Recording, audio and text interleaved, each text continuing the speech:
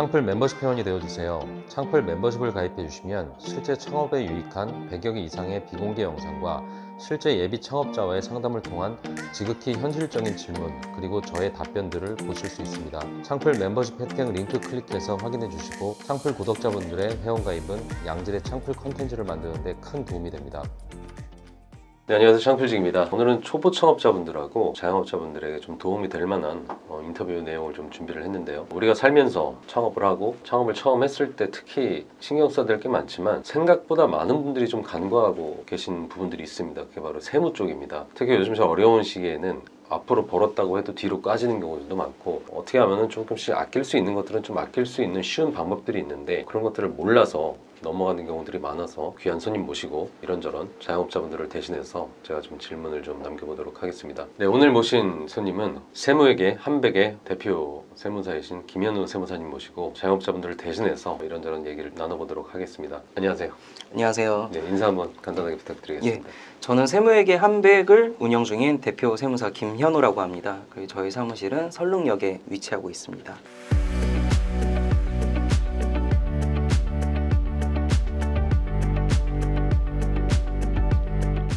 얼마 전에 종소세 신고 있었죠. 그 신고 기간 동안 엄청 바쁘신데 특히 오늘 모신 이유 중에 하나가 자영업자를 하셨다가 좀 세무사를 하고 계시기 때문에 맞습니다. 그 부분이 사실 좀 특이한 이력이시긴 합니다. 이번에도 좀 많은 분들 구제도 해주시고 환급도 많이 해주셨는데 좀 어떠셨습니까? 저희 사무실 같은 경우는 이제 5월달 종합소득세를 그 전년도 7월달에 한번 미리 대비를 하고 이때 부가세 신고를 하면서 뭐 이익이 좀 높으신 사장님들은 7월 달부터 12월 마지막 날까지 미리 컨설팅을 해드립니다. 그래서 1,000만 원이 나올 세금도 100만 원 이하로 줄여드리고 이런 컨설팅을 저희는 미리 하기 때문에 그래서 7월 달부터 마지막 12월 31일까지 그 다음 연도의 종합소득세를 미리 대비해서 그렇게 잘 마무리를 할 수 있었던 것 같습니다. 솔직히 세무 쪽 하면 세자만 들어도 어려워요. 저도 그 뭐 생각만 해도 네. 되게 좀 피곤한데 좀 아셔야 되거든요. 네. 그 특히 초보 창업자분들은 시작 단계에서 어느 정도 좀 얘기를 좀 듣고 하셨으면 좋겠는데 그렇죠. 꼭 나중에 좀 했으면 좋겠다. 그리고 이왕이면 돈만 원이라도 싼 데서 했으면 좋겠다. 뭐 이런 식으로다가 좀 생각을 좀 하시는 분들이 있는데 특히 그 자영업자분들이 세무 컨설팅이 필요한 가장 큰 이유가 좀 있을까요? 세무 자체가 어려워서 정말 어디 문의하지도 않으시고 그냥 관심 자체가 없으신 경우가 있는데 자영업이라는 것 자체도 엄연한 사업입니다. 그 사업을 운영하면서 시작점에서 출발은 다 비슷비슷할 수가 있어요. 근데 끝까지 가봤을 때 전문적인 서비스를 받으시는 그런 구독 서비스, 세무 구독 서비스를 받으시고 가는 분과 그렇지 않고 매출만 올리고 하신 분은 이제 5월달 종합소득세 신고할 때 판가름이 나게 되는 겁니다. 어쨌든 중요한 건 실제적으로 어떤 사례가 있는지가 사실 중요합니다. 이번에 두드려 맞으신 분들도 있고 살아남으신 분들이 있는데 한번 들어보면은 결코 적은 액수가 아니에요.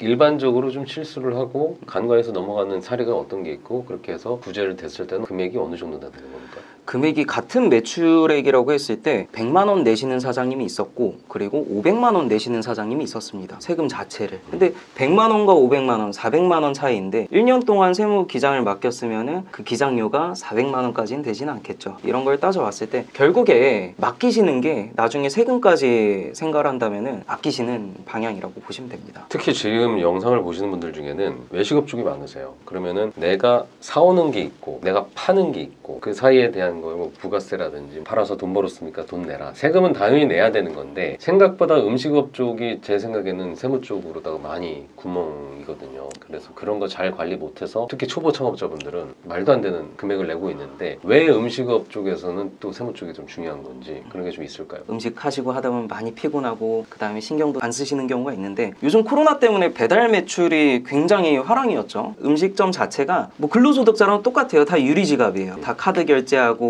뭐 현금 영수증 받아가고 그러기 때문에 매출 자체는 숨길 수가 없습니다. 그러면은 결국에 내가 쓴 비용에 대해서 절세 처리를 다 해야 되는데 여기에서 굉장히 많이 놓치세요. 배달 대행 측에서 세금 계산서 우린 끊어줄 수 없다. 이런 식으로 해서 비용 처리를 놓치는 경우가 있고 시장에서 물건 같은 거 사오실 때 영수증 자체도 안 받으시는 분들이 굉장히 많으세요. 그러다 보니까 매출 자체는 다 늘어나 있는데 아니 비용이 하나도 없네. 이렇게 되면 첫 번째로 부가세 폭탄 맞으시고 부가세를 폭탄 맞았다는 거는 종합소득세도 곧 폭탄을 맞을 수 있다는 안 좋은 시그널 중에 하나입니다. 보통 기장을 맡긴다 그래요. 그 기장이라는 게 도대체 세무사님들이 진짜 실제로 하는 일들이 뭐가 있습니까? 기장을 맡긴다는 거는 이제 보통 인건비 신고가 들어가게 됩니다. 인건비 신고가 들어간다는 거는 이제 알바생들 아니면 정규직 직원들에 대해서 다 인건비 신고를 하면서 절세 처리를 미리미리 하게 되는 것이죠. 그리고 기장을 맡기게 되면은 이런 인건비 신고로 미리 세금을 절세를 할 수가 있고 그 다음에 제가 초반부에 말씀드렸던 것처럼 만약에 뭐 이익이 너무 높다 하면은 미리미리 절세 컨설팅까지 들어갈 수 있는 것이죠. 그리고 여기에 더불어서 노무 컨설팅, 정부 지원금 사업 이런 거에 대한 안내도 해드리고 있습니다. 제가 자신 있게 말씀드릴 수 있는 거는 월 기장료보다 저희가 제공해드리는 그런 뭐 무형의 가치나 아니면은 유형의 가치인 절세 금액은 그 이상이라고 자부할 수가 있습니다. 뭐 제가 봐도 그래요. 뭐 기장료라는 거는 되게 모르겠어요. 어디 막 5만 원이라고도 하고 어디 뭐 10만 원이라고도 하고 네. 뭐 어디 어플리케이션 같은 거 보면은 경쟁을 붙여가지고 네. 뭐 점점 더 다운된 금액으로도 하기도 하고 뭐 네. 3개월 무료다 뭐 네. 5개월 무료다 이런 것들이 너무 난무하다 보니까 네. 그냥 자영업자 입장에서는 조금이라도 더 싼 게 더 낫지 않나? 돈만 원이라도 싼 게 좋지 않나? 뭐 네. 외식업 중앙에서 소개한 뭐 거기랑 뭐 하는 게 낫지 않나? 진짜 그냥 그렇게 정도만 생각을 하시는 분이 있어요. 네네. 근데 사실 똑같은 음식하는 사람이더라도 클래스가 차이가 있는 거고 그럼요. 똑같은 뭐 밥상을 차려줘도 어떤 정성을 담아서 하느냐에 따라 달라지는 건데 우리가 알 수 있는 좋은 세무사, 예. 좋은 세무 서비스란 어떤 거라고 좀 생각을 하세요? 결국에 세무 서비스 자체는 우리 사무실 직원들도 굉장히 중요하지만 결국에 총 결제를 내리고 검토를 봐주는 세무사의 역할이 굉장히 중요합니다. 정말 이거는 안 좋은 현상인데 세무사가 없는 사무실도 있어요. 명의대여 사무실도 있고 정말 무자격자가 하는 사무실도 있고 무자격으로다가 그렇게 영업도 해요? 모모 중앙회에서는 우리가 이거 세무 대리도 다 해주겠다, 세금 신고 해주겠다, 정말 말도 안 되는 금액으로 그리고 엉망으로 신고를 넣는 거죠. 그래서 신고 넣은 다음에 세무서에서 제대로 된 거 맞냐 소명 요구가 오면은 그분에게 연락이 돼야 뭘 할 수가 있잖아요. 뭐 이미 퇴사하시고 연락이 안 되고 그럼 자료를 요구해도 자료 자체가 없는 경우도 있고 이런 경우에 좀 피해가 막심한 경우가 있죠. 사실 그런 게 피해를 봐도 세금 쪽이다 보니까 억울하다고 뭐 할 것도 아니고 예. 내라면 내야 되고 그 뒤에 벌어진 일이니까 이건 뭐 구제도 안 되고 사실 이런 것들 때문에 정말 억울해 하시는 분들이 있지만 국가랑 싸울 수 있는 것도 아니고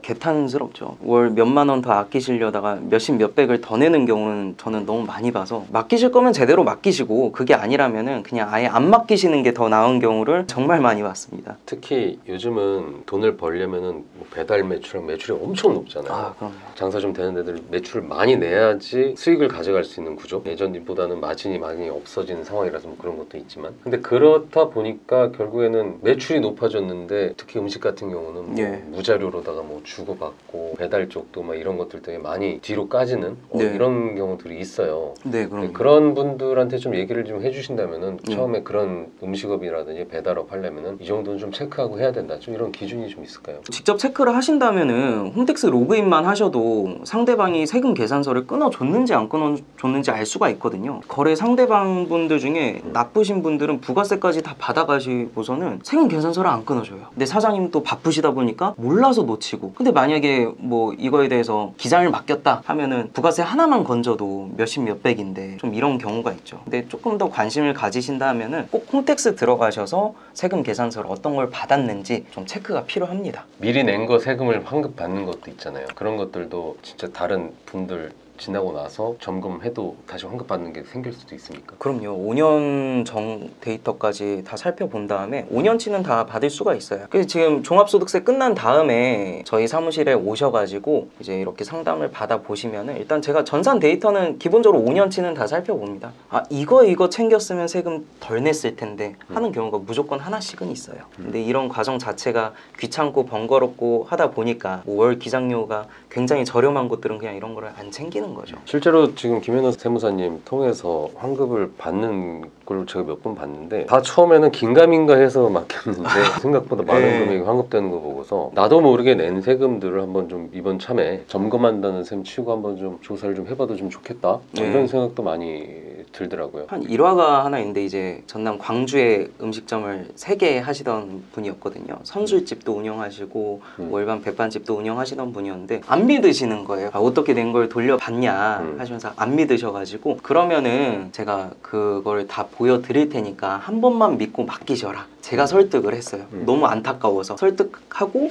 환급까지 다 받으신 다음에 저의 충성 고객이 되셨습니다. 얼마 받았어요? 현금으로 받은 건 1,000만 원, 이후에 또 적립해서 받을 수 있는 금액은 제가 3,000만 원 더 챙겨드렸습니다. 효과로는 4,000만 원인 거죠. 나름 이렇게 해보셨던 분들 그냥 속는 셈 치고 한번 컨설팅을 한번 받아보시는 것도 좋을 것 같아요. 요즘 같은 경우는 저도 창업 상담을 하다 보면은 네. 시설업들이 있어요. 스포츠 쪽으로 뭐 테니스, 뭐 풋살, 스터디 카페, 네. 뭐 공유 오피스, 뭐 스튜디오 이런 네. 것들 이 많죠. 근데 저도 옛날에 뭐 키즈 카페 같은 걸 운영했을 때도 보통 우리가 상식적으로 10,000원짜리 음식을 팔면은 4,000원은 원가다.